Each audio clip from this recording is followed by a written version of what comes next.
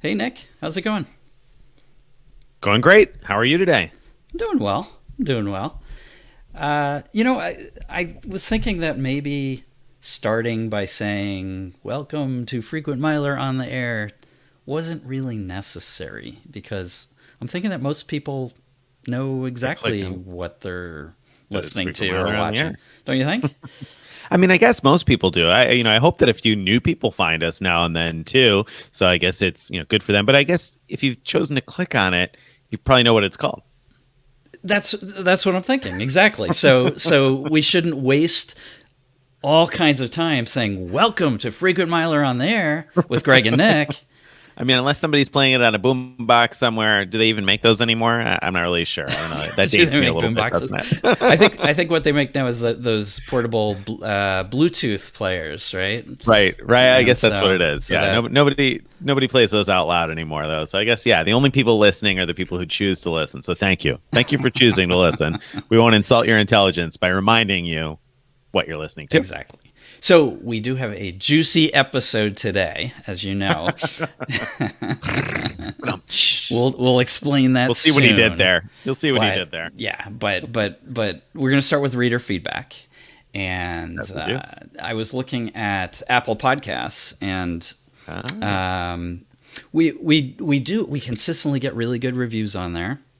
nice, 5 stars or 4.9, 4.9 plus, something like that. Anyway, but we nice. I don't like it. often get written reviews. But we have a new written review, so I was excited to see that. Ooh, So I'm going to read very good. I look forward to it. it. This is from Amazon Frequent Flyer.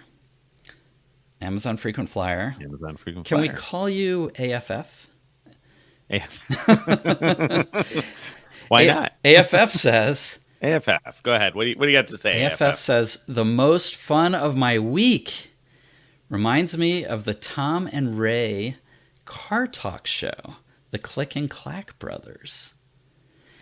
The Not Click only and Clack Click and brothers. Clack Brothers. Not only do you have fun listening to the two of them go back and forth, but I always learn something that I can immediately use. Nice, nice. I'm glad to hear that. I have no idea who the Click and Clack brothers are. I guess I missed that show, so now I'm gonna have to look that up because I'm curious. I think from the tone of it, it sounds like it's a compliment, so I'm gonna say thank you. That's Oh that's my good. god, I'm glad you're enjoying it. it's a huge compliment. Car Talk. You haven't listened to Car Talk? I haven't listened to Car Talk. Am I making a big Oh my mistake? I should be god, listening to Car Talk. Car Talk is it's hilarious. I don't think they're making new ones anymore, but it's on public radio, and Okay.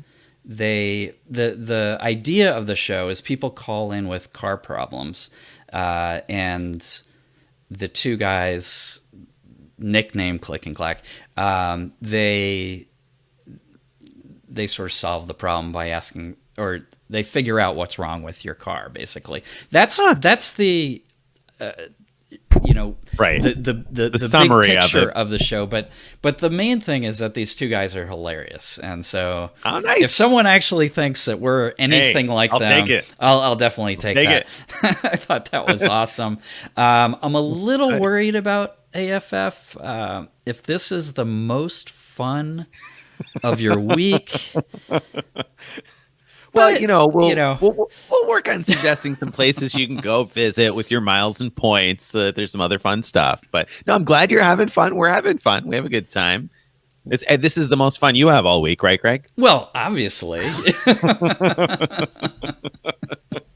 But no, it is a ton of fun, and Yeah.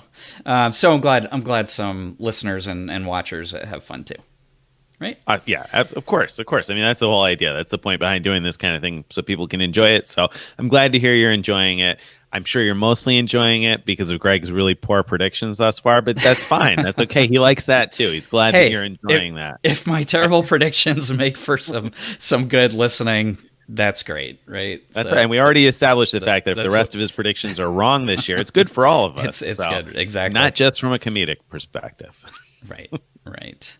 So speaking of having fun, Hmm. I've been dealing with a Marriott travel package that's going to expire in July and don't know what the heck to do with it. What should I do? That's a very good question as to what you should do, and of course it's a relevant question to ask because before this week, I think most of us probably assumed that you had to find a way to use it because if you didn't use it, everyone's been told that they'd only get 5 or 10,000 points back from the new travel packages. So I'm sure that Greg has one of the old travel packages that got converted. So for people out there That's who right. bought a travel package before, what was it, August Something like 16th, August, yeah, 2018, I 17th, think is what something it like is, that. Yeah. something like that. So you bought it like before August 2018, you had an old travel package. And if you don't know what that is, then this doesn't really apply to you. But if you have one of those old travel packages, then at some point that got converted over to a new travel package. Now, the old travel packages you could refund and get a decent chunk of points back. The new travel packages you can't. So people have been told that they'd get maybe 5,000 points back. But we found out this week, courtesy of Dan's deals, Dan, after excuse me, after being quite persistent about it, found that you can, in fact, convert that new travel package back to an old travel package and then refund it. Now, when I say refund it, you're not going to get all the points back. You'll get 45,000 points plus the difference between the bottom tier of travel packages and the top tier of travel packages. So somewhere between 45,000 and 315,000 points, depending on which category it is, which is not as exciting as it sounds if you don't have one of these travel packages. You spend a lot of points on it, so it's not 315,000 points is not as much as it sounds like in the overall scheme of things, but it's better than not using it, right? Sure. But I can't stand the thought of getting that little value out of it. Even though, I know all of us who got the travel packages back when we did it because it was a great deal for the airline miles, which was right. a component of it. I guess it's still a component. It's just today it's a bad deal for most people in most situations, but back then it was a great deal for getting airline miles. And if you had refunded the packages 2 years ago, you would have patted yourself on the back saying, you know what, I get a great deal for miles. But now that it's been 2 years, you're so far removed from that you're like, okay, I know I got the miles, but now I don't want to lose the value of the hotel stay. Exactly. So I have a new Category 6 7-night stay certificate. Category 6 is what? Standard 50,000 points, I think? 50,000. Yep, that's right. And 50,000. so, 7 nights of 50,000 points. Now, of course, there's the 5th night free. So it's worth theoretically up to 300,000 points. I wouldn't get nearly that much back, I don't think. I can't remember exactly what the mapping is. I can't remember exactly where. Yeah. And it's worth even more than that if the hotel is in peak season now. Right. Because now it works during peak. Yeah. Peak is what? Like a lot. Is 60,000, I think, instead 60, of 50, yeah. I think. Yeah. So that's why it's super valuable. My problem is my wife and I have tons of travel planned up until this thing expires, but none of it works for a 7-night stay, basically, or even a 5-night stay if I'm willing to throw away a couple nights.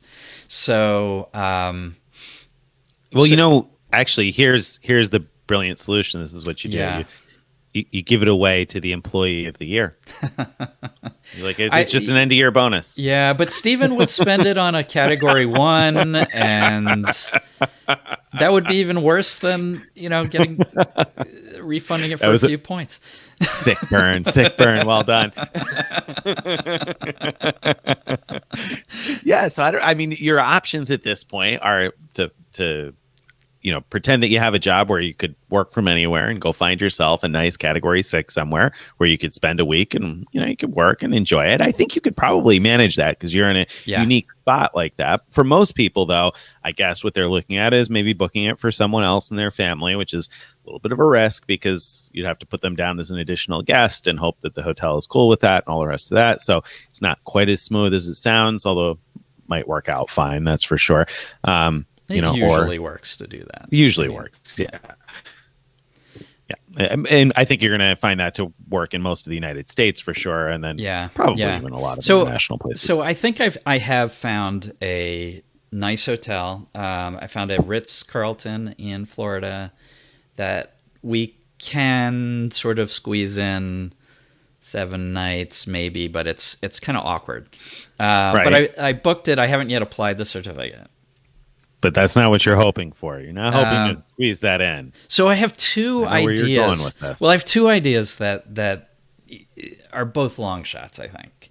The ideal I thing. don't think it's going to work, and I'll tell you why. But go ahead. Go ahead. So idea one is simply to attach my certificate to a reservation and then call the next day and say, "Oh, I need to cancel that reservation. Can you, give me back the stay certificate?"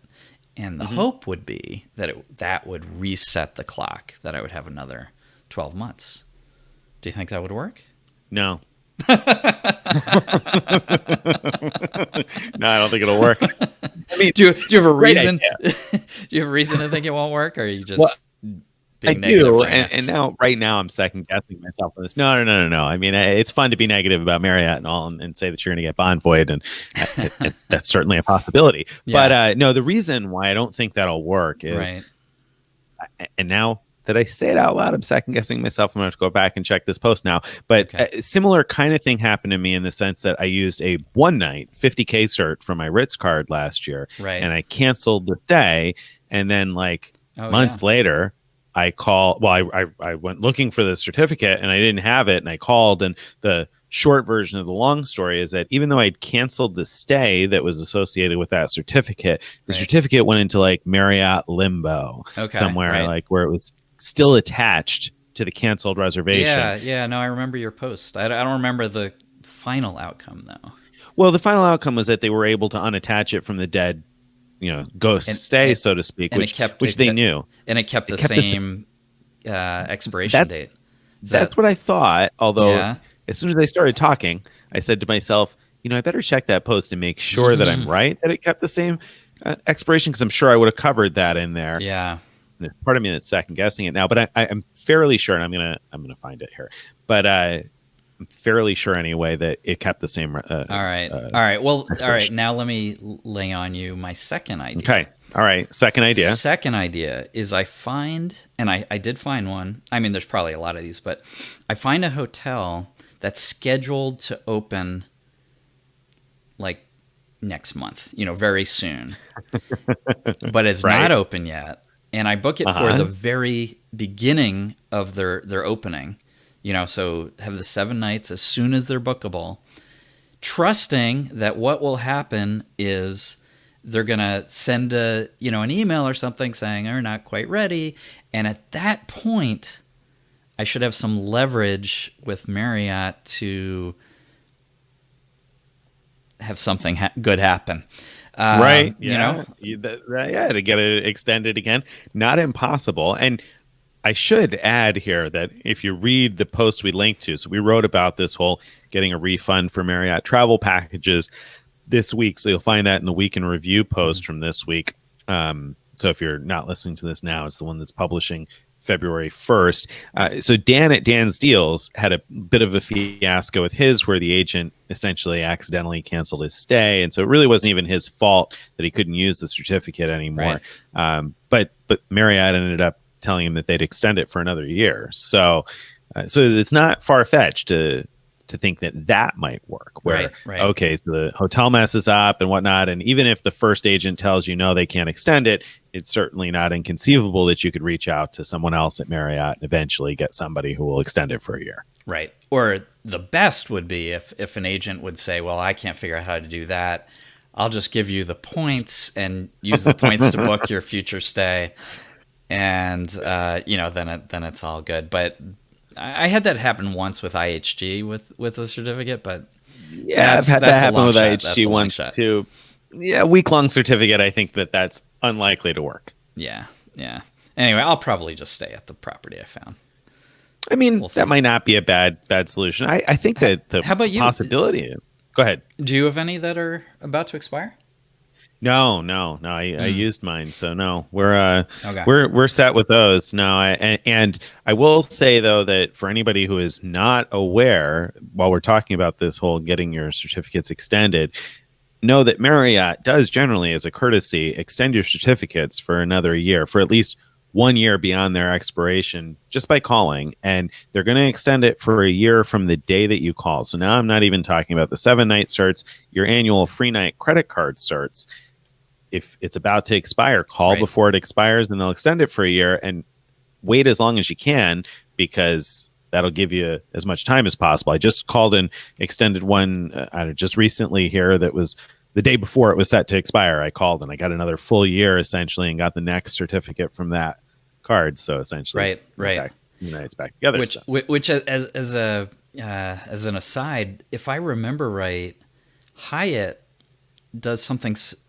Hyatt will give you points back if your cert expires and you call, right? Like I think if you call before it expires, that's what it is. They'll say there's nothing we can do. And so that one, that I don't like that. I don't like that policy because seems very risky, right? Yeah, exactly. You have to wait till it's too late and then hope they'll do this informal point kickback. But I do like getting points instead of the extended. I think that's a nice option for those certs. Those are the credit card certs I'm talking about.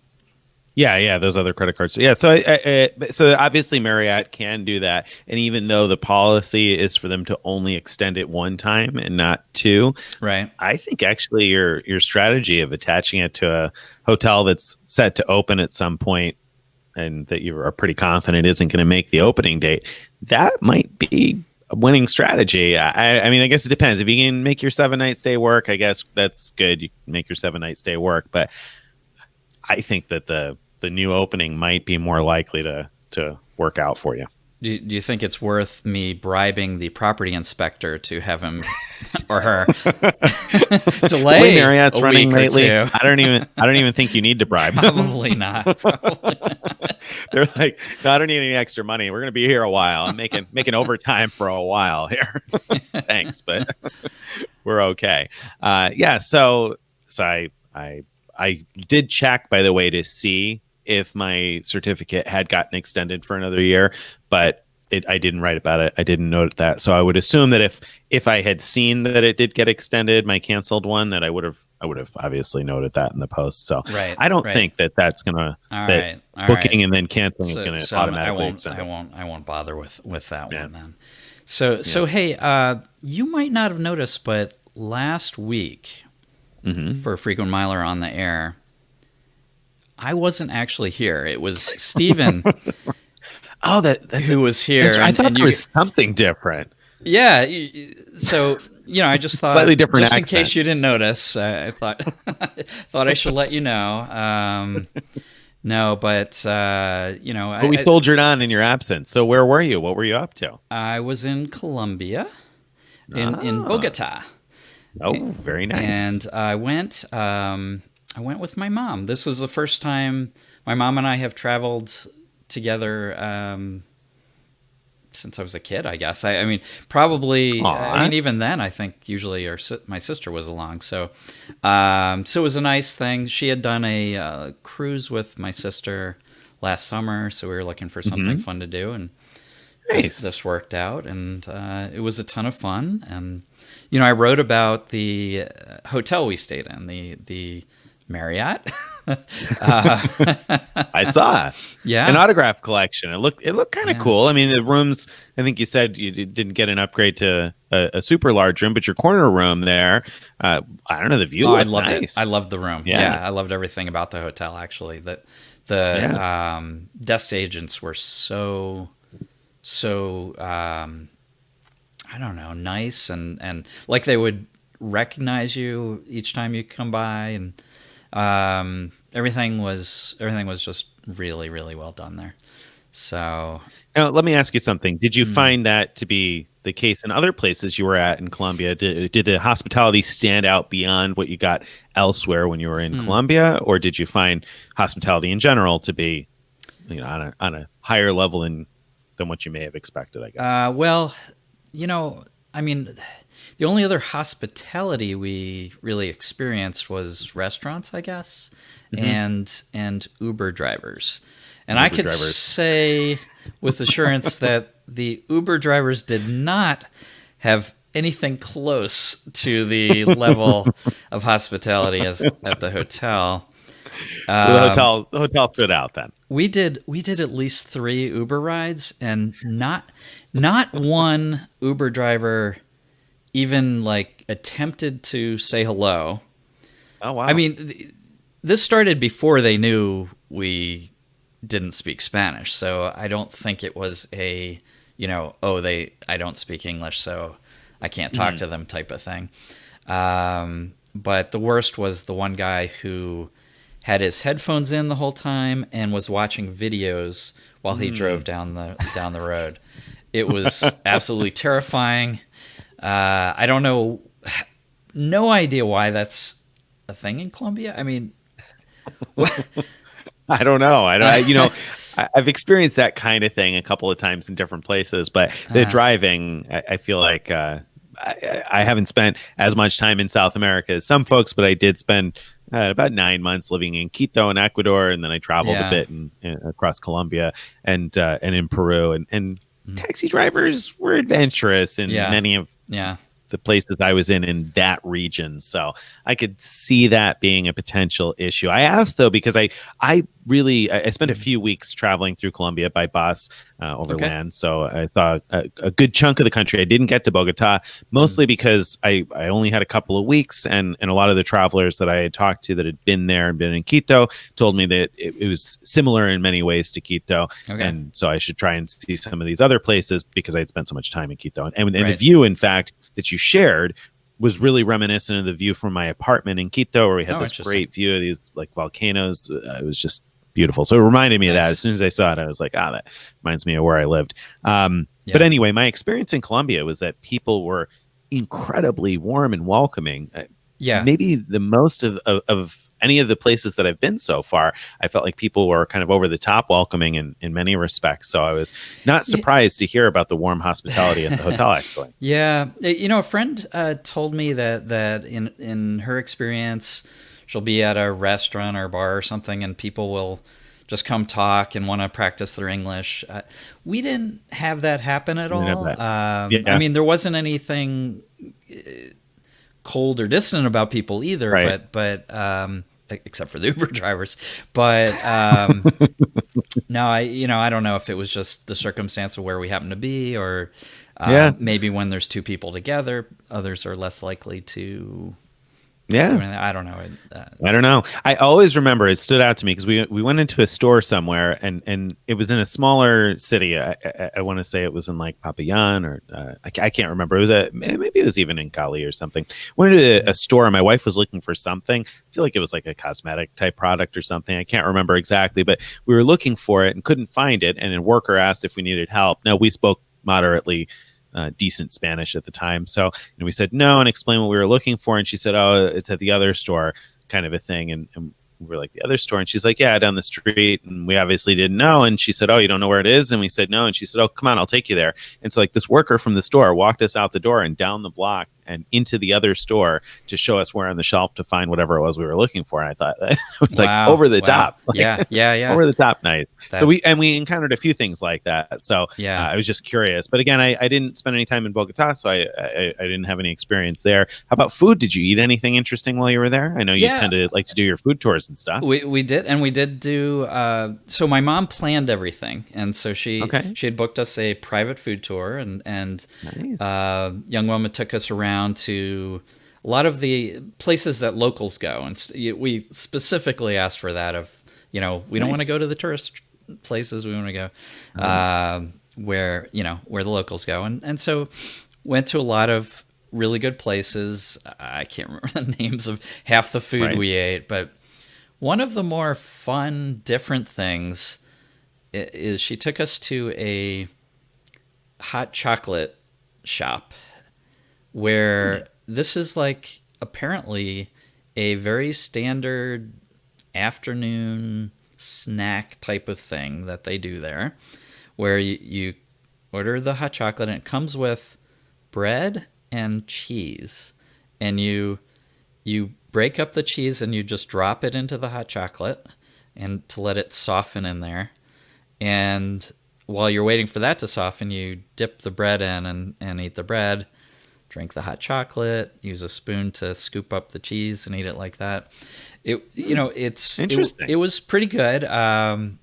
Yeah. It was nice thing It seems like for a me. strange combo, right? It's definitely a strange combo. I wouldn't say I loved Huh. it, but it was very satisfying. Like it really got rid of any hunger I felt and had me good to go for a long time after that. So it's a good. I don't know if Little nutritious pick is the me up. right word for it, but A little pick me good up. filling snack, I guess. Yeah. Yeah. So that was pretty neat. I don't know. We saw a lot of things, but I don't. I'll probably write up some of this stuff and Okay. We'll we'll hear about it. we'll get to that later. Yeah. Okay. I All right. Fair well, enough. because I really want to talk about Something a your little more juicy. your post today. Well, no, not yet, No, but I'm not there. this will lead Okay. into it. You All right. posted this morning about uh, JAL's first class awards being wide open between Tokyo and Sydney, Australia. Yeah. Right, right. And by this morning he means Friday whenever you're listening to this. Oh, Yeah, because I don't know if it'll still be a thing by the time probably not. Well, who knows? you've Maybe. started listening, but hopefully it will be. But yeah, so on Friday we've posted that there are wide open Japan Airlines first class awards between Sydney, Australia and Tokyo, Japan for 60,000 American Airlines miles. Right, right. So, and Japan Airlines is considered one of the better airlines for experiencing first class, right? I mean, I've never done it. Have you flown them? I haven't flown Japan Airlines in first class. I've only flown their regional business class, which was nice, and the service was fantastic. And I Yeah. can't imagine what it's like first class international on a 10-hour flight. Everybody says Right. that it's terrific. I mean, they're I think you were about to say one of the best first classes in the world, and I think that most people do hold them in that kind of regard. Of course, as I was starting to think about that sentence, I was thinking to myself, they're one of the few airlines that's still flying a first class cabin, right? I mean, there's a limited number of airlines that do, Right. and they've Right. certainly always been known for doing it well. I Right. feel like Right. and consistently. I feel like you hear about Cathay Pacific a cruise being hit or miss. Sometimes the service being amazing. I had some great experiences with them last year, but then I've also read negative experiences. I don't think I've ever read someone who said they flew Japan Airlines first class and were disappointed. Right, right. No, I haven't either. I mean, I very much doubt that their first class cabin, the physical aspects of the cabin are the best Amazing, in the no. world, but the No. service, the food, the drinks, everything like that Looks sounds great, sounds yeah. like they're all like the Right. the best of the best, or very close to it, right? Right. So Right. So, so obviously, that's a great pretty exciting. experience. I mean, Yeah. it's very rare for any of the better first class cabins to be available for two people almost at any time, let alone wide Day open after for day months, for months at a time. Yeah. right, right. So, did you book anything? I didn't because I don't have any plans to travel to Okay. that part of the world. Like this starts in September. They're starting this aircraft that has the first class cabin September Right. 1st, 2020. And so right now with American Airlines, that means you can only book between September and like December or something, probably, right? Yeah, yeah. So here's the interesting thing. So we do want to go to Australia.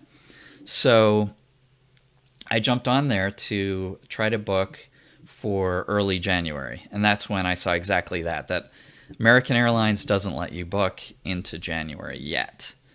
Maybe they will tomorrow when it turns February. I'm not sure if they roll it over a month at a time or a set number of days in advance. But anyway, I couldn't book it. I was worried about the award space going away. I could see the award space from ba.com. I went to first.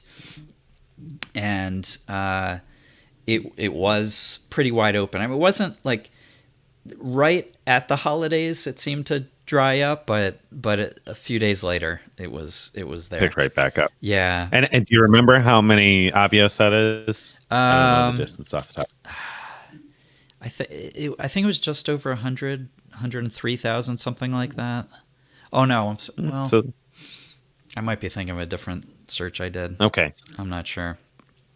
So it's certainly more obvious anyway than what American Airlines is charging Yeah. at the 60. But you can't book it in January with American. But of course, it's a one world partner. Japan Airlines being a one world partner means that you could use British Airways, obvious, because that's a one world airline, or any other one world airline. So then it's a matter of figuring out, well, who lets you book in January, right? Because British Airways does. Are they the only ones? Right. I Right. imagine not. They're not. So I jumped on Cathay Pacific's website and said, could I book it from there? And I did the search, and I saw that they wanted 87,000 miles for that flight. I already had enough miles transferred in because I had booked a bunch of waitlisted awards for another trip we're doing, and that required me moving miles in so I could waitlist. And so, but they don't take the miles out of your account when you waitlist. You just have to have them there in the first place. So, anyway, so I booked it from Tokyo to Sydney. I figured I have to jump on this now and then worry about the connection to Tokyo later.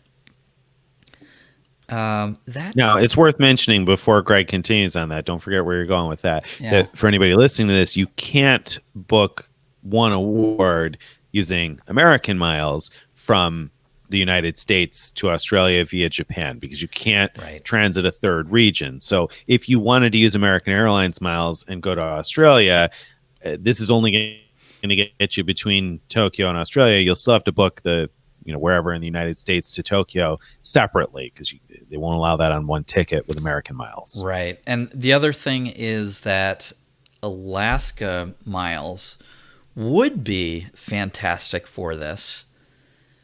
But Alaska, weirdly, and Alaska is partners with them, but with Japan Airlines, but Alaska has specific, routes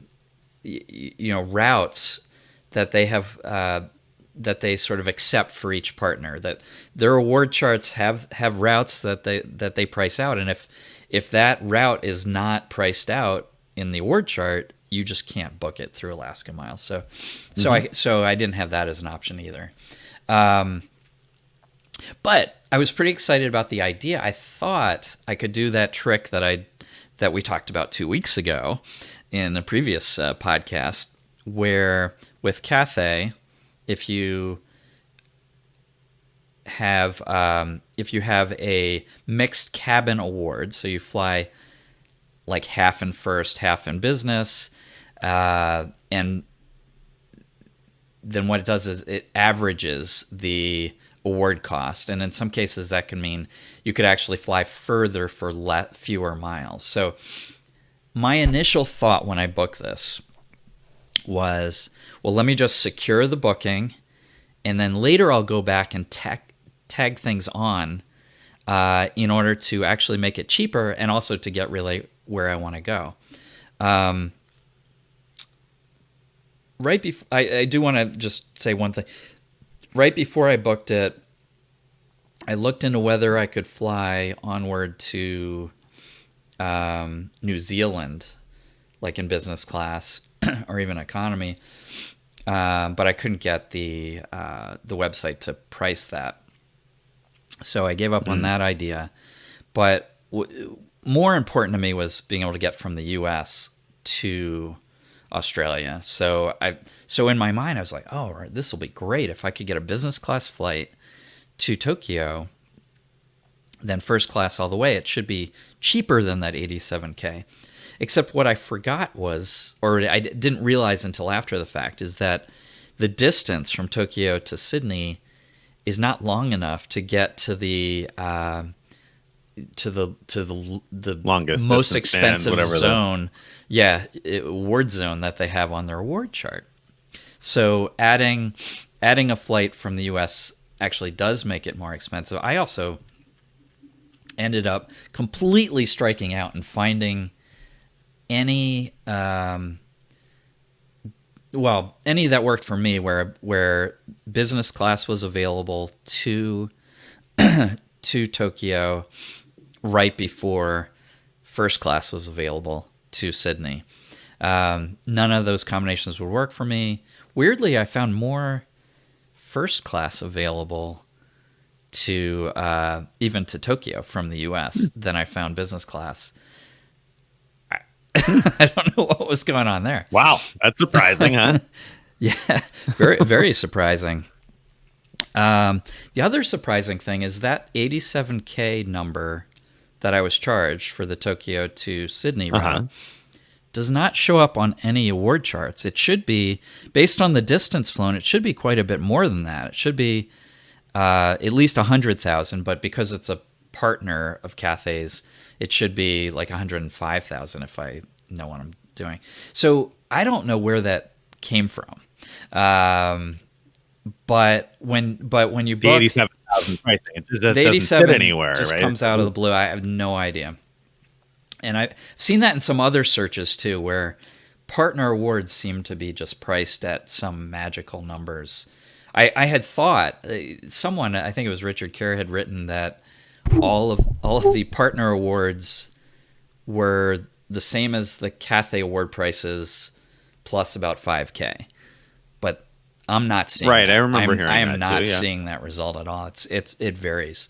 And sometimes the partners are cheaper than Cathay. And in this is an example where it would be. Yeah, that's crazy, huh? Yeah. So anyway, I did find an award that works for me. Going from the first one I found was going from JFK, first class to Tokyo, and then first class to Sydney. That sounds awesome, right? Right. So it Does sound terrific. That's a lot of first class flying. It's a lot. Yeah. So it priced out online though at 135K, which is a lot more than 87K. But when I thought about it, the difference in price Right. is like about 47K difference, I think. Yeah. Yeah. You know, I would be hard pressed to get to Tokyo even in business class at that price. For that price. So I thought, all right, that's a good deal, you know, to Yeah. and so I called, because I tried to make a change online. It wouldn't let me change it online, the booking I already made. So I called to... Because you hopped right on that. You booked the Tokyo to I had Sydney already booked right away it, to yeah. make sure you locked so that's that already in. booked and locked in. It turned out that may have been a mistake, because if I hadn't had that already locked in, I could have just booked the JFK all the way through once I found that, and everything would be good. Instead, what happened was I called Cathay, and I was on hold forever. And I tried a couple different numbers. Finally, I was just like, I just need to sit here and do other work until they answer. And that's eventually they did. And by then, the flight JFK to Tokyo, that segment was no longer available. Oh, ouch. I know. Ouch. So luckily, I asked the agent, can you find anything from anywhere in the U.S.? And so she started with checking L.A., and she actually found one pretty quickly that worked from LA. Oh, wow. So it's not as ideal for me going from LA, but I was just like, let me jump on this while it's there, and it's good. I can position LA, not a problem. But you know, JFK would have been more convenient, but still, I'll take it. All right.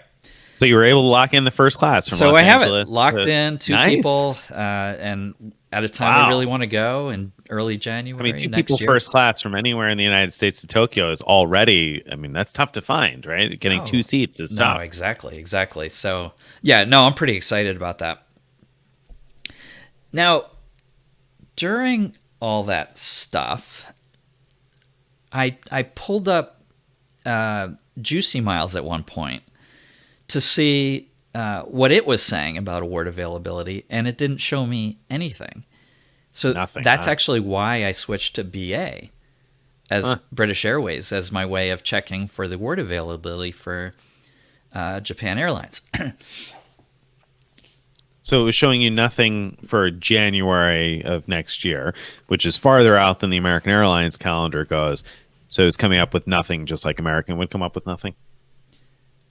No, No, not okay, exactly. all right. So before this podcast, I went to look at what's really going on. I found a date in January that still had first class flights available. And I checked Juicy Miles to see between Tokyo and Sydney what it would show. And it didn't show Japan Airlines. I'm sorry, it didn't show Cathay Miles as a way to book the flight, but it did find the flight, and it showed me I could book it with British Airways miles. Mm-hmm. All right. So maybe they just don't know about the Cathay partnership or something like that. I will say it was amazingly accurate. It knew exactly how many British Airways miles, and it got the taxes exactly right. Wow. Like exactly. I haven't always noticed that to be the case. That's No, surprising. no, right. So that's why I'm mentioning it. That's notable. Yeah. All right. Now it's going to get weirder, though. So, Okay. all right. So remember, Tokyo to Sydney, it knew about the flight, and it knew you could book it with British Airways miles. Right. Those are true and things. it had the taxes right. Didn't seem to know about Cathay. Okay. Okay. Now it gets weird. Now I looked for a LA to Tokyo flight that was available and pulled it up in Juicy Miles. It did find it bookable with Cathay, but not with British Airways. That's weird. Yeah. And I'm sure that you could see it on the British Airways site then. Did Yeah. you check? Yeah, I could see it on British Airways site, and I could see it on Cathay's website. Both of those flights I could. Right, but it wasn't showing up in Juicy Miles. So what the heck is going on? So, have you ever seen any weirdness like I this? have. Yeah, I like- have. I ran into that with Japan Airlines and British Airways specifically, in fact, where the flights were available. They were on BritishAirways.com. They weren't showing up in Juicy Miles. That's why, we've talked a lot about Juicy Miles, and I've got some positive things to say about Juicy Miles, but that's been one of my frustrations with it.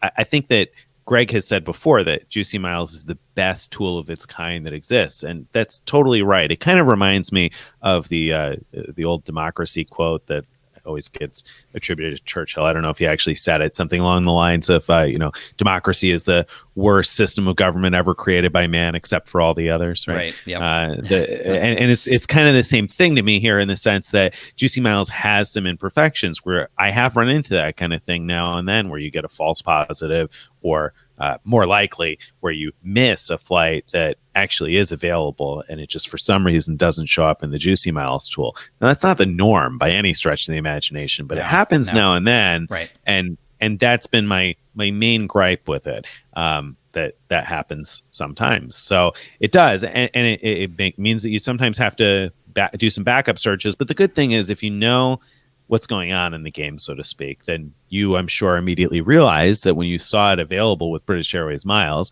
you knew you must be able to book it with Cathay Pacific if it's really truly available and not some kind of phantom availability. And the other way around, you would know that too, right? Well, the truth is, the first time I pulled it up, because I didn't see Cathay miles in the results, I didn't think it was there at all. But it wasn't until later I was like checking it really carefully that I noticed, oh, wait, PA is on there as a way to book it. So Right. So I can't really say that I was smart enough to figure that out. Didn't even recognize it right away. It was more that I knew enough to know this is a one world partner. British Airways has a pretty good award search tool, except when it comes to American Airlines flights or something. But, so I knew that would be a way to check it. But right.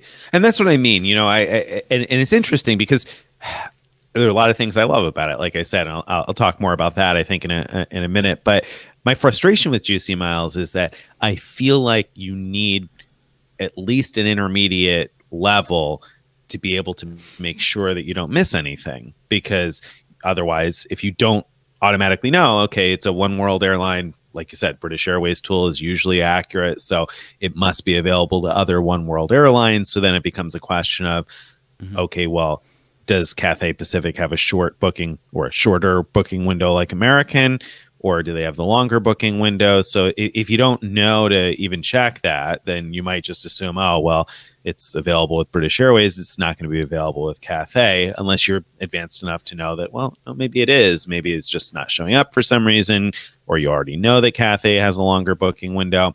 And so I feel Right. like it is mostly useful for people that have some knowledge, or for people who have absolutely none in terms of award booking and would miss all of that altogether because they wouldn't know where to start and looking for it, Right. kind of a thing.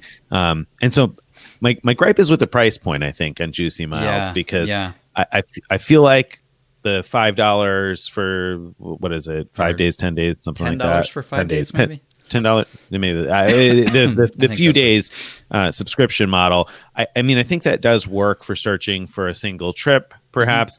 I think $30 a month is kind of pricey when you run into issues like that. That's, I mean, when I look at it, like $360 a year, that shouldn't happen then, right? I mean, except that obviously if it was easy to do, somebody else would have done it already. Yeah. And they, Well, the you know, pricing. I mean, I think that the vast majority of people should look at it as like, I'm going to use it for 5 days to try to find my award trip, and if they don't find their award trip in 5 days, they should consider, if they think they're getting value out of it, consider doing 1 month, 1 month, and then right? I think you can convert your 5 days into a month if you don't want to like spend the $10 and then $30. You could just Oh, add really? on. I I didn't know you think could do that. so.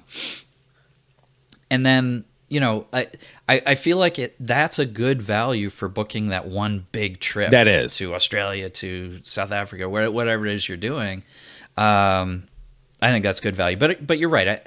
I think the subscription model, it doesn't make sense for most people. Like it No, would make sense for an award booker, like someone Booker for sure. Yeah, yeah, it someone who really does that would for for a an living, award right? booker. Yeah, it totally would. And it's kind of crazy because you would think, well, an award booker, they know how to search everything on their own. Why would they pay for the tool? Well, here's your Oh, answer: because it saves you a lot of time. ton of time. Oh I my. use it. I use it a Yep. lot. I mean, I use it a Yep. ton. I certainly feel like it's something that's worthwhile for me. Yeah. And I was looking back through my search history today, and I don't even know. It seems to me like the counter must have like gone over the top and kept going. But I've got like more than 2,000 searches Wow. in there Yeah. in my search Yeah. history.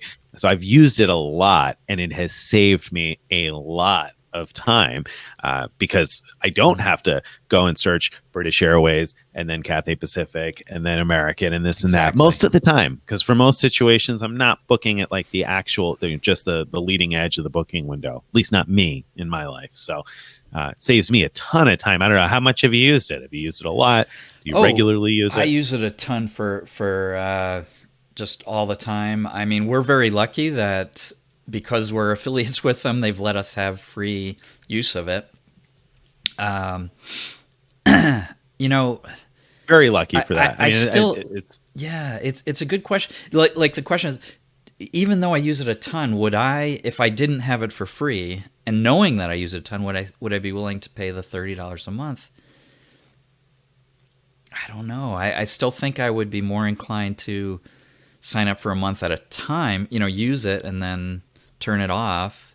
And then when I have to book the next trip, but I don't know, because it does find things like this has happened to me several times where I use Juicy Miles and shoot, it happened for Colombia. I had searched United and American and Delta's websites, like sort of the usual suspects, to see what was mhm. available. And then I did Juicy Miles, and it showed me that Avianca flights were available for awards, and United did not show me that. So I Interesting. realized, yeah, I realized that just like many other airlines do, Avianca keep some of the award availability to themselves. It's not For their all own members. available to the partners, as far as I can tell. So I would have never thought to pull up Life Miles because it's much clunkier than United, and I thought I was seeing everything there was to see by looking on the Right. United website. And same thing happened finding Cathay awards. Same exact thing. Cathay has award availability for their own flights that their partners don't see, and I don't think I would have thought to search through Cathay's website if it wasn't for Juicy Miles showing me there was availability. Do you have any stories like that? Yeah. Or is that Yeah. I mean, just this week I wrote a post about almost exactly yeah. that situation. Yeah, that So- was a great one. Yeah. Why don't you describe that real? Yeah. So I was looking for a possible trip to Europe. I was taking a look to see what was available, and so I started at United.com because that's where I've often started before, and searched a couple of routes. Actually, I started at United, truth be told, because I have some vouchers to use. But at any rate, I did a little bit of searching, and then I said, I'll pull up Juicy Miles because that is typically my go-to for awards these days is Juicy Miles, because it gives me a really good lay of the land. And one of the things I really like about Juicy Miles is that it checks so many different award programs. And the reason I like that is because sometimes you'll see, just like Greg said, you'll see like perhaps Avianca is holding back availability just for their members, or like Aeroplan, for instance, has maximum permitted mileage between two cities, and sometimes they might not see a flight as available that is available with other partners. But I know that Juicy Miles is going to search so many that I'll definitely find that, and I'll see if it's available with Miles and More. If it's available with Asiana, then it's probably available with somebody else, etc. So it's been useful for that. So this week I pulled it up and I searched, and I was interested in going anywhere in Europe, and so I looked up routes to Europe. And originally, actually, what set me on this course was Greg's post about using Virgin Atlantic miles to book Delta. So I started looking for flights from New York to Europe on Delta. I figured, well, let's see where Delta flies in Europe. So I looked at flightconnections.com. I looked at the list of cities they fly to, and I figured, all right, I'm going to start on the left and work my way over. So Lisbon was the farthest west. So New York to Lisbon. Okay, I was figuring maybe I'll get lucky and find 3 seats for 50,000 Virgin Atlantic miles each to fly from New York to Lisbon. And so I popped that into Juicy Miles, and when the result came back, I was surprised because it showed me that TAP Air Portugal had availability and that I could book it with 35,000 Avianca Life Miles in business class, 35,000 per passenger, and there were 3 seats available at 35,000 miles each. I mean, 35,000 for business class to Europe. That's that's awesome. It's amazing, right? So I saw that, and my first thought was that must be wrong. That can't be right. It must be a mistake, because every now and then you run into these glitches with Life or with Juicy Miles, like we were saying before there. So I thought this has got to be a glitch. And so I pulled up lifemiles.com, and sure enough, it wasn't a glitch, or it may have been a pricing glitch, but sure enough, it was pricing at 35,000 miles one way in business class on lifemiles.com. And that's a great example of a situation where if I didn't have a Juicy Miles subscription, I would have gone to United, and I probably would have found that flight available when I searched New York to Lisbon. I probably would have seen it available for 70,000 United miles, and I would have known, because I know the award charts, that means, okay, well, Aeroplan would charge 55,000 for that flight, and Avianca Life Miles charges 63,000 miles one way for business class between US 1 and Europe 2. So I would have known, okay, well, I'll book via Aeroplan for 55,000 because Avianca is more expensive and United is more expensive. Aeroplan's my best bet. That's probably what I would have thought. Except, thank goodness, I got the Juicy Miles subscription, and so I found it for 35,000, and so I didn't end up booking it. We talked about it and just couldn't make dates work, and I was trying to make a decision before I wrote about it, but I just couldn't make it work out in the schedule well. But I was like, man, this is an amazing find that I never would have found if not for the fact that I was using Juicy Miles. I wasn't even looking at that point. I was looking for Delta flights. I was just figuring that Juicy Miles has a much smoother search interface than VirginAtlantic.com. And I know that they see the availability that Virgin Atlantic sees, and they also see Air France. So even if for some reason the Virgin Atlantic plugin is broken, so to speak. I'll see if it's available via Air France, and then I can go and fight with the clunky Virgin Atlantic website if I want to. And something totally different came up, and that's happened to me a number of times because like I said, I've done over 2,000 searches, and we've had Juicy Miles capability here. Use that for what, like a year, maybe not even a year, probably. Yeah, I'm not sure. Maybe not. Yeah. So I mean, in 365 days, that's a few searches per day every single day, and obviously I haven't used it. You think every day? Oh, okay. Well, no, not literally, but if you look at 365 days and 2,000 searches, and right. it's averaging to right. Quite a few. So of course, I find. Do you find this that you end up doing a lot more searches partly because they differentiate business and first class? You have to run separate searches. No, if you're doing, I don't search for first class all that often. But if you're doing, okay, so for me, when I'm looking for, especially for domestic flights, I often there are, especially with Americans. Sorry, I'm having trouble hearing you. My phone thought I was talking to it. Often, American will have like their first class available for an award when they don't have economy available for an award. And so, I do like to check whether there's first class awards available. But it's very, very frustrating. Juicy Miles, I found this with going to Colombia that I might have this backwards, but I think it was Delta to see their first class cabin award availability. I had to search for business class awards in Juicy Miles, and for American Airlines, I had to search for first class. Oh, interesting. And that I wish it just said premium cabin or something, and just search for all of them instead of doing that, because it would be very easy to miss it, and I often forget. Oh, I've looked business, but I haven't looked first or whatever. But so have you noticed that with airlines other than American and Delta? Well, foreign-based airlines. I mean, the problem is it's sort of a domestic configuration problem where there's a confusion between what first and business is. Business is, yeah. Right? Yeah. So, and you see, and I'm not usually willing to burn the miles on flying in business class domestically. So that's probably why. If I'm searching domestic awards, it's almost always economy class awards. Yeah, so yeah. All right. I'm not willing to pony up for the business or first class domestically. Usually, occasionally, perhaps, but not usually.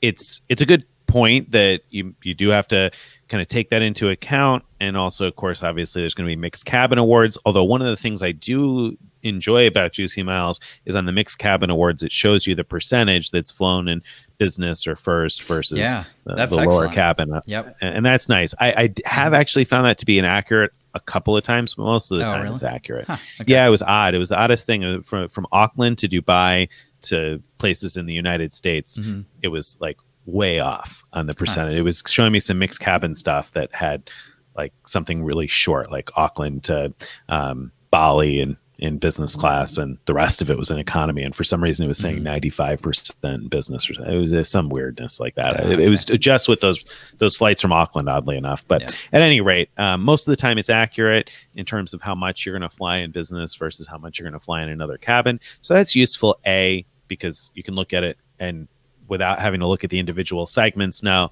okay, there's not enough premium cabin on that. I'm not even going to bother looking at what that routing is. You can know that right away. And also, if you happen to know one of these programs like Cathay Pacific or Avianca that averages out the price of awards, then gives you an idea as to how much those crazy pricings might be. Although one of the things that I enjoy about Juicy Miles, and I got to give credit where credit is due, there are things that I mentioned I wasn't happy with, but one of the things that I am happy with is I'm really surprised at how often it picks up these like pricing oddities accurately. Right. No, me too. I can't believe it. It knows. Like, how does it know these things?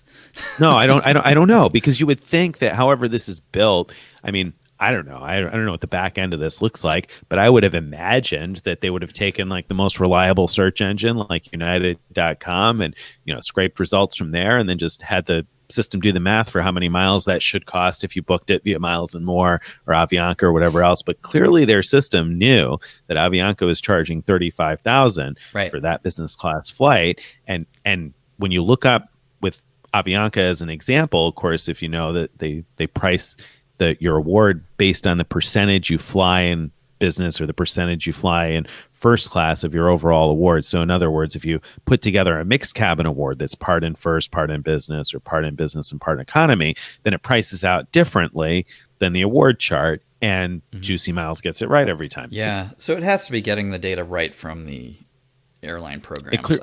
It clearly does. Yeah. For at least from some of them, from a number of them. I saw the same thing with, I was talking about how Cathay has sort of random award prices for partners, but it looked to me, even though Juicy Miles didn't always find the awards, but when it did, that it was pricing them correctly. And so there's just no way that they are calculating that, themselves, because it's not, they don't have a published award chart for their partners anymore. So somehow they're getting it right. Yeah. Yeah. And that to me is impressive. And that's why the tool has been really useful for me in some regards. I think it's been really useful in finding that kind of stuff that I wouldn't have found otherwise.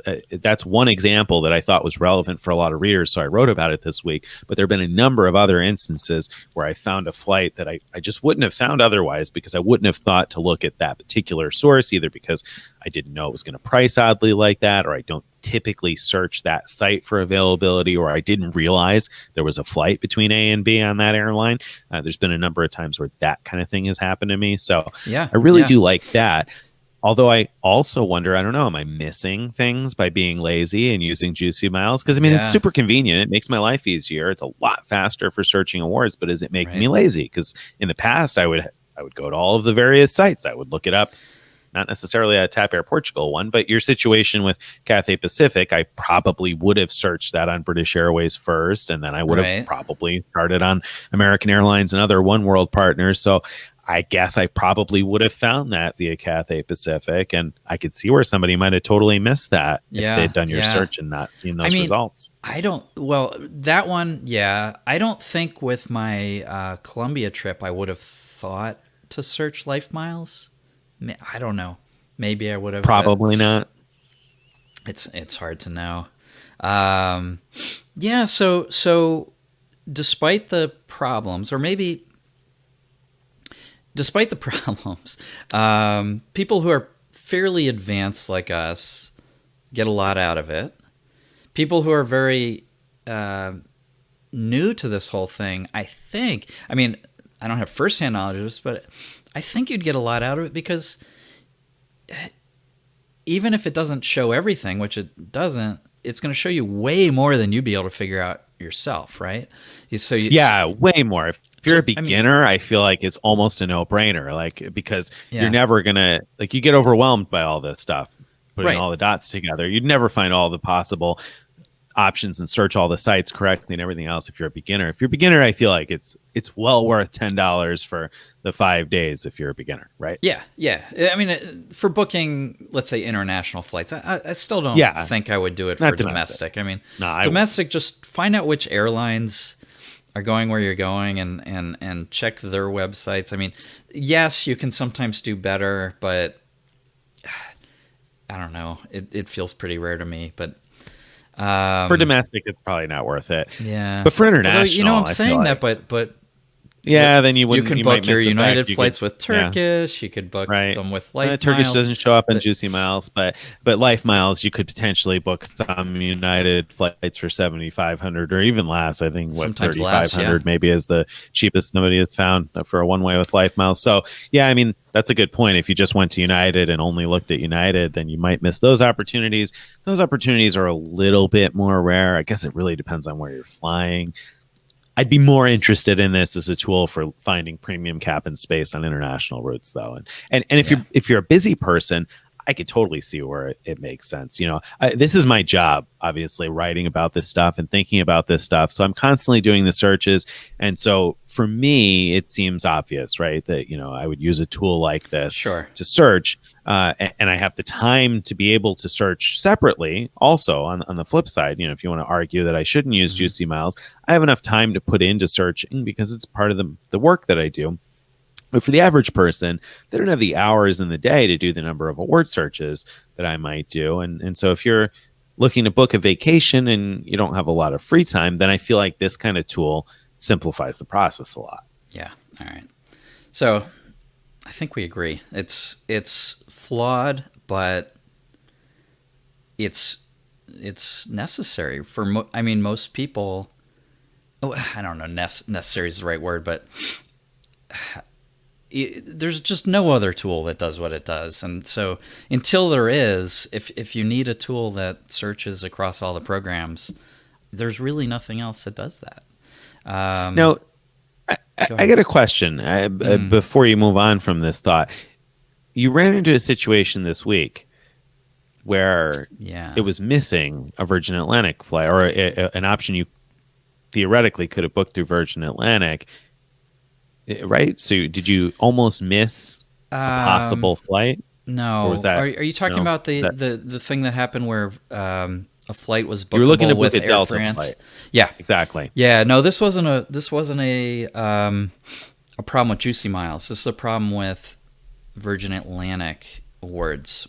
No, using Virgin Atlantic miles to book Delta flights. I was surprised that what I found was that there was a Delta flight bookable with Air France miles that was not bookable on the Virgin Atlantic website. That's the first time I've seen that. So it ended up I didn't end up wanting to book that flight anyway, so I didn't get too hung up on it.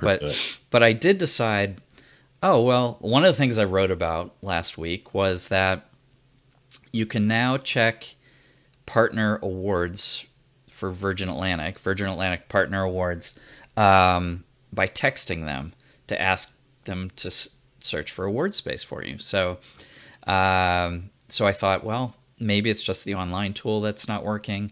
So I'll text them and see if they can see the award space.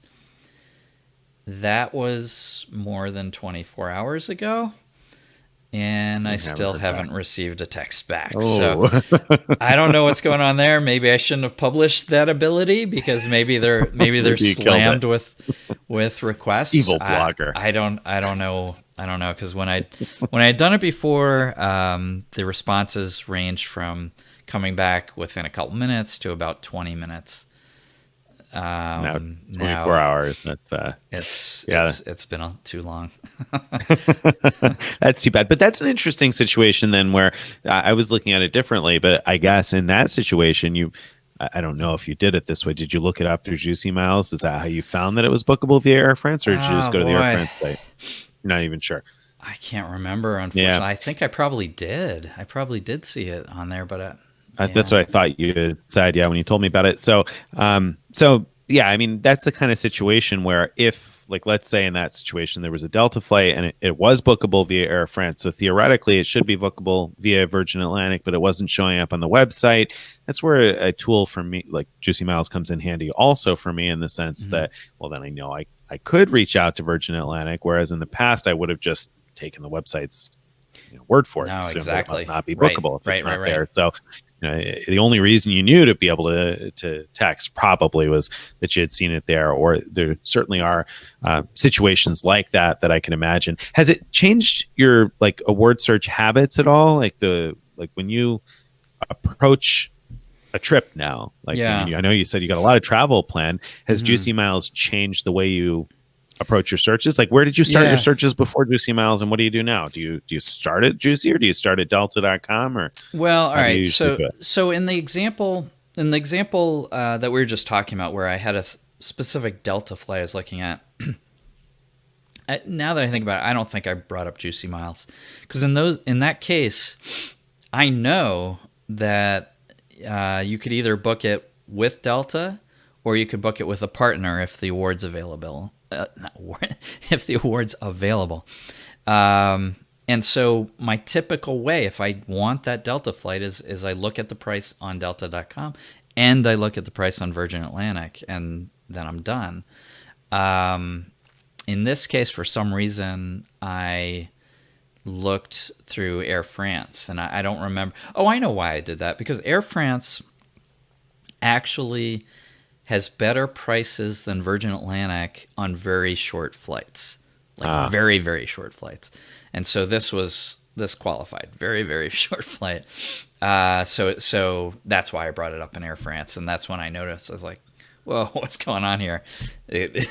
Virgin Atlantic said there was nothing. Air France is showing me two different options, flights, one with coach and first and one with just coach. So, yeah, what's going on there? I don't know. Yeah. Interesting though. So for domestic stuff, then you still typically start at Delta. Yeah, usually for domestic stuff, I do it. How about for your international trips? Yeah, there I do usually start with Juicy Miles, especially if I know exactly when I want to travel. Right? If I have the dates set, then Juicy Miles is great, because you could do the plus or minus 1 day and just say I want to go from here to wherever, and it's so much simpler, right, than searching all the other possibilities.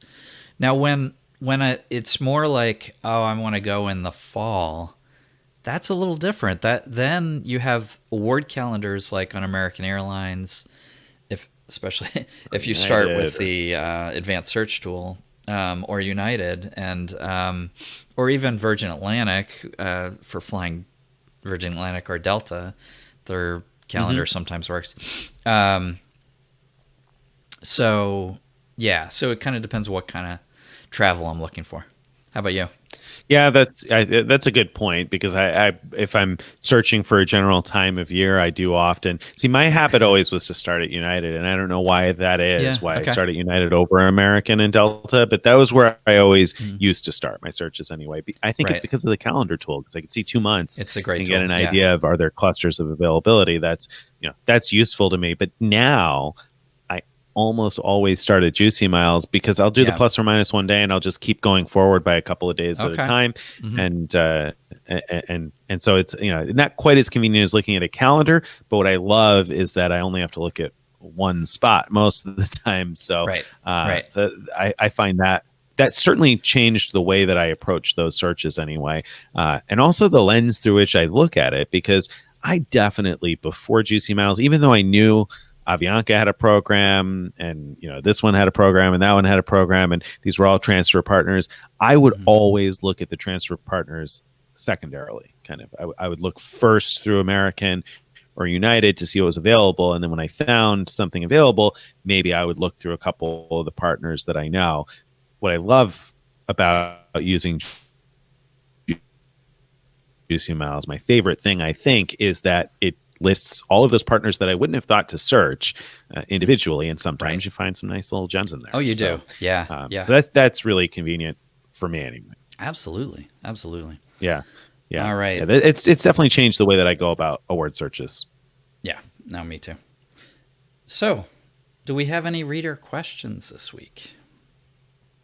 We do have a reader question this week. So I was just trying to pull it up here. Well, we've got a lot of reader questions, I'm sure, but there was one in particular, and I'm just looking for. Apparently, I moved my window. I thought I pulled up a separate window with the reader question, and then where'd it go? Okay, I seem to have lost it. So I know what the question was, and I know where I found it. It was just a matter of if I can pull it up fast enough here. Should we do 2 reader questions next week, or do you think you can? No. So the reader question, which I guess I'll improvise and riff here.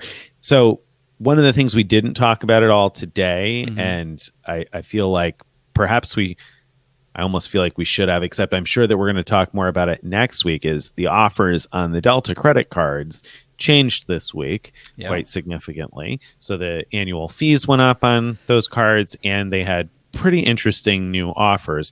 And so a member of our Frequent Miler Insiders group asked what I thought was a particularly good question about which card to get. And here it is. I got it now. So thank you for bearing with me. They said, do I get the Delta Business Gold or Business Platinum? And really this would apply even if you're looking at whether you're looking at personal or business. Do I get the Gold, the Delta Gold, or the Delta Platinum? The differences in bonuses and benefits work out to be this way over 2 years. He says, with the Gold, you get 70,000 miles for a cost of a $99 fee. The Platinum, you get 100,000 miles and a companion ticket for $500.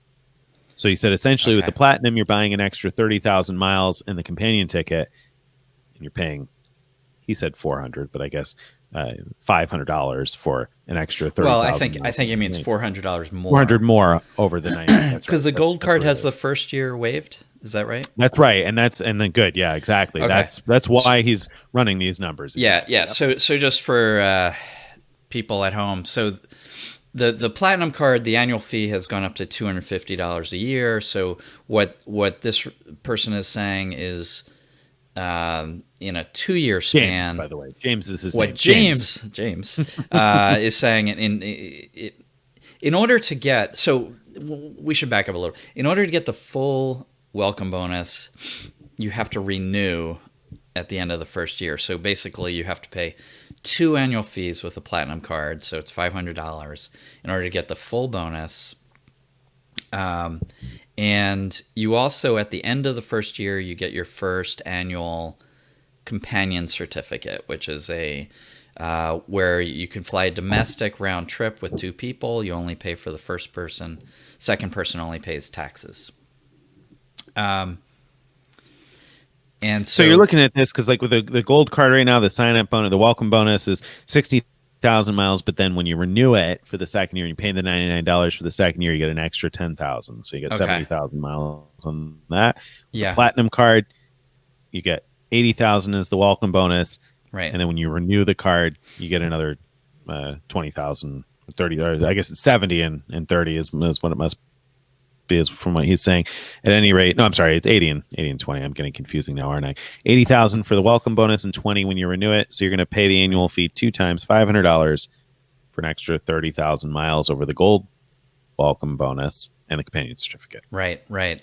So, I mean, $400 is not a outrageous amount to pay for 30,000 Delta miles by itself. It's not like I wouldn't go out looking to pay that, but I'm just saying that you can get that much. Let me put it that way: you could get that much value from it. It's not a good idea to buy it prospectively, but you can get that much value from it. But the question is, would you get enough extra value from that and the companion certificate? Another piece of the whole puzzle is that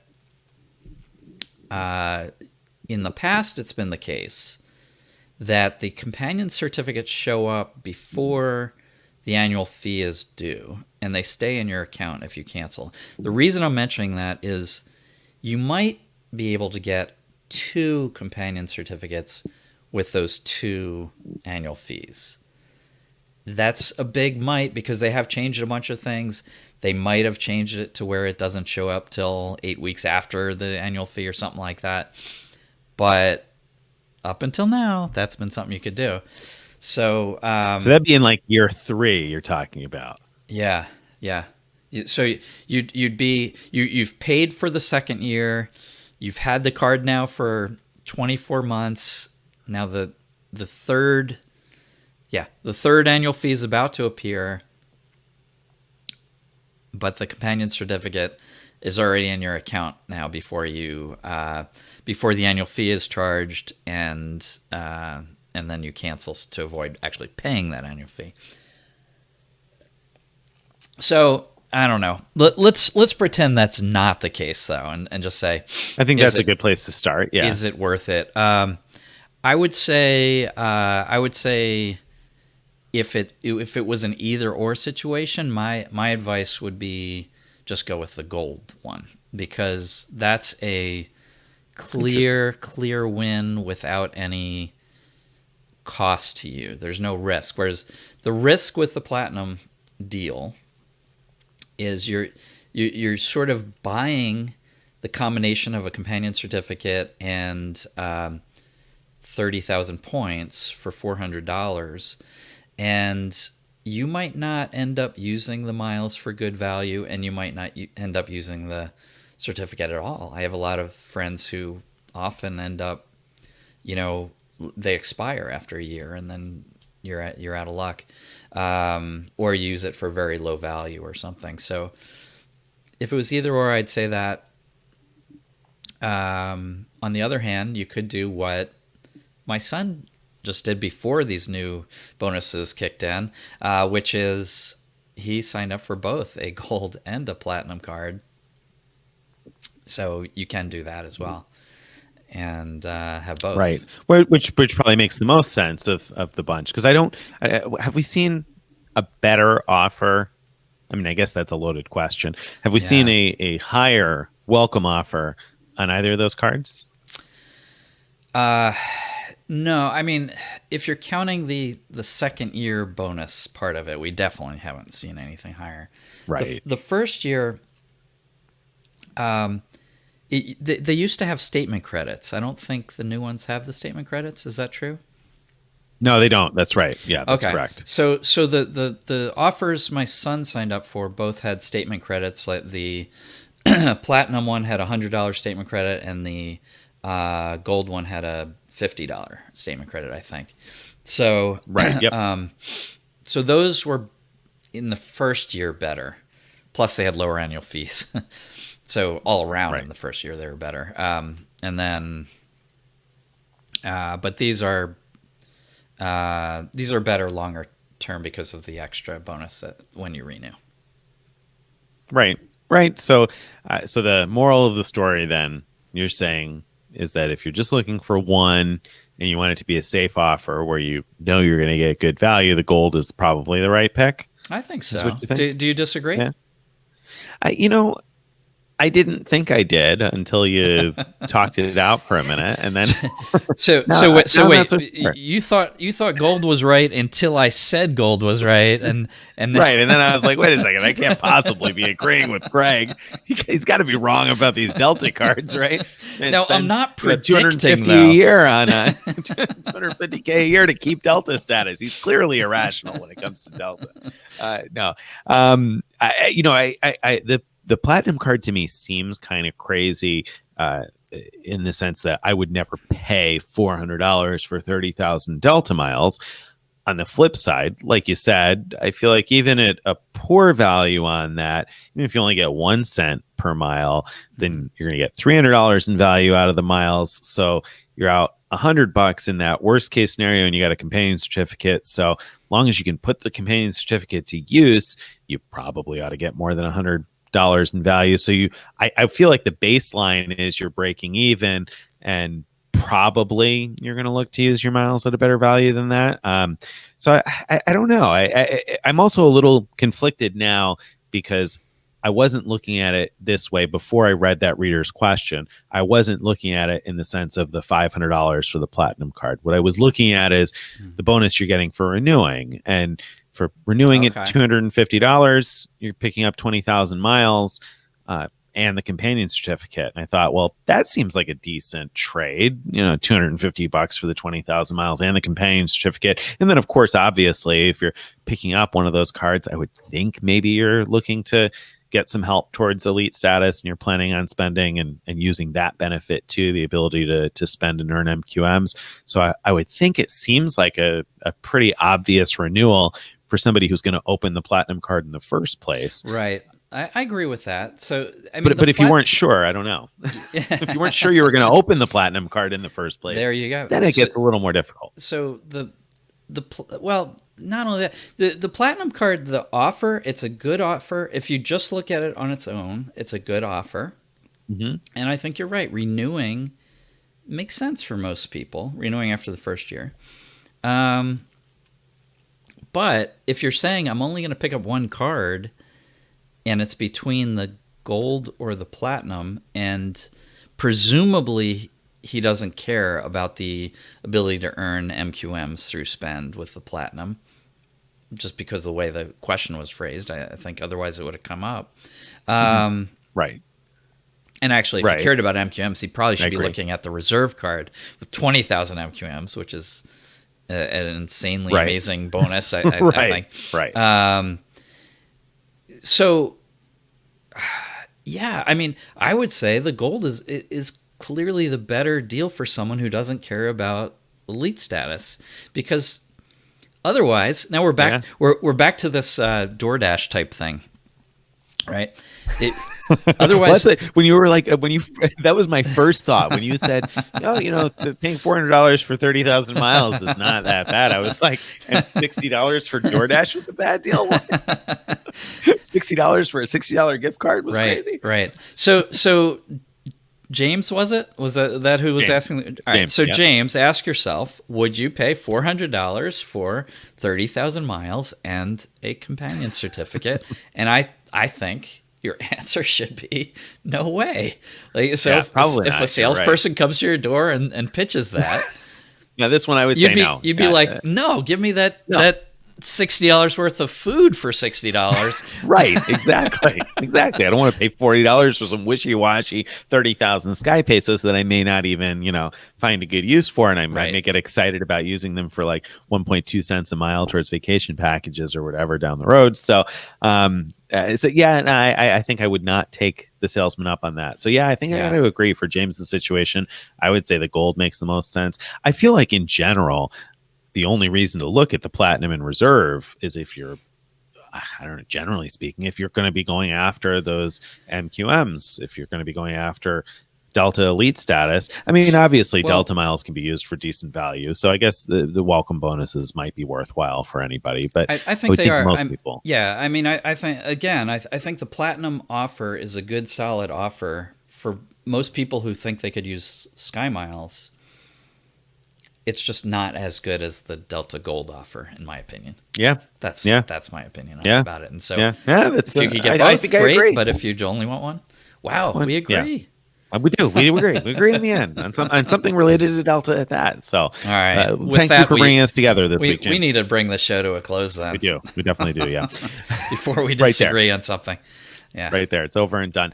So thank you guys all for being out there with us today. If you'd like to see more about what we're talking about, thefrequentmiler.com is the website. So if you're not familiar, thefrequentmiler.com. You can find us on Facebook, on Twitter. You can find our Frequent Miler Insiders Facebook group. If you want to join the group and discuss this stuff with other readers, ask and answer your questions. We always love to get your feedback and questions. And who knows, maybe you'll be featured on Reader Feedback or Reader Question Time in a future podcast. That is true. That could happen. Thank you very much, Greg. Always great having you here. All right. Same for you. Bye, everyone. See you guys next week.